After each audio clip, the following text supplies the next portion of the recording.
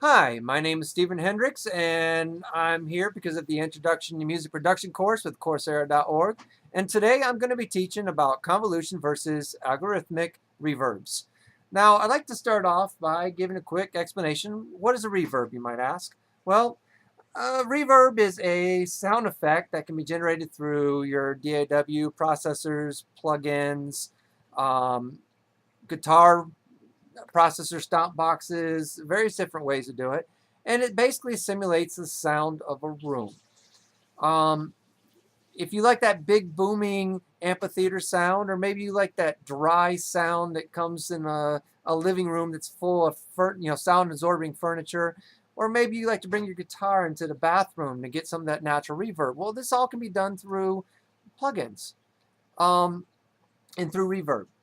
Now, you might ask, what's the difference between convolution versus algorithmic reverb?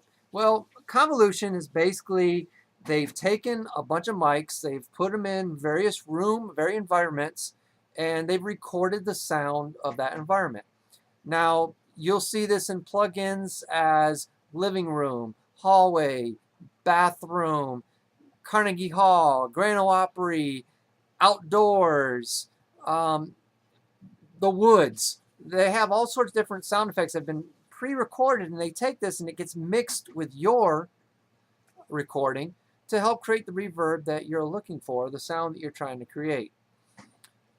Now, the bad thing about convolution reverb is it is very CPU draining. Imagine having two tracks going on at the same time. This is basically what is happening during the mixing process of your convolution reverb. Now, on a side note, this is better for solo instruments when you record individual instruments. Now, we move on. We'll go talk about algorithmic reverbs. These are reverbs that are created by mathematical formulas, per se. The sounds from an algorithmic reverb is not quite as good as from a convolution reverb. If you've been audio engineering for a long time and you just know how to do all the tweakings and the twist of the knobs, you can get a pretty good reverb out of it.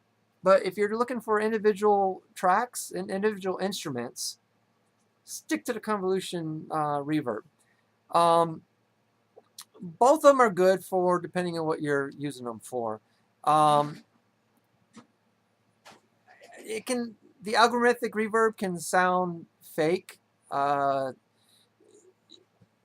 you're looking for that really good sound, and you go to convolution. Now, if you're doing an overall mix, if you're recording, you got all your different tracks laid, and you're recording your final mix, by all means, at this point, this is where you can use your algorithmic, yeah, that's a hard word for me to say, algorithmic reverb to provide that final reverb to your overall mix.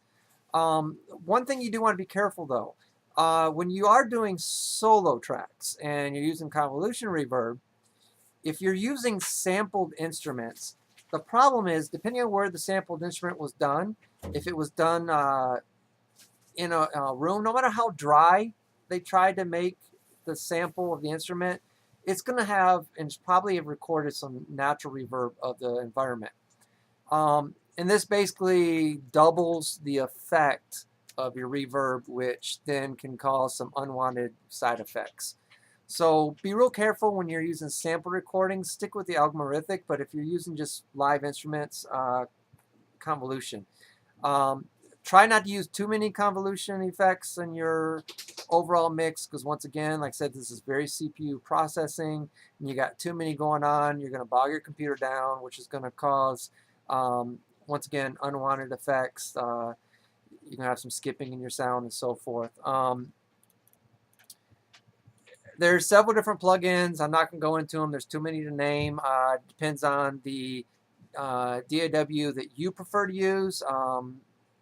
I use Audacity just because it's free. And then inside there, of course, there's G-Verb, and there's the Reverb, Plate Reverb, and there's a couple other plugins that you can get on there for free. Just in the end, it's based on your own ear. What sound you want, and how good are you at tweaking all the different knobs on some of these plugins, because some of the plugins get really I want to say in depth, but there's a lot of different controls to tweak, and you tweak a little bit here and a little bit there, and then you have actually a big change, and it might be undesirable. So this concludes my course on convolution versus algorithmic reverb. I hope you've enjoyed this today. Please leave comments. I wish I could include some fancy graphics and some computer and some simulations and so forth.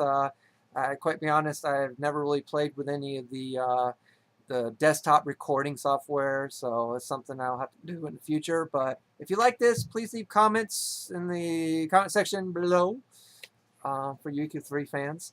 And thank you very much for taking your time to watch this. Bye. Sayonara. However you say goodbye in your language. Later.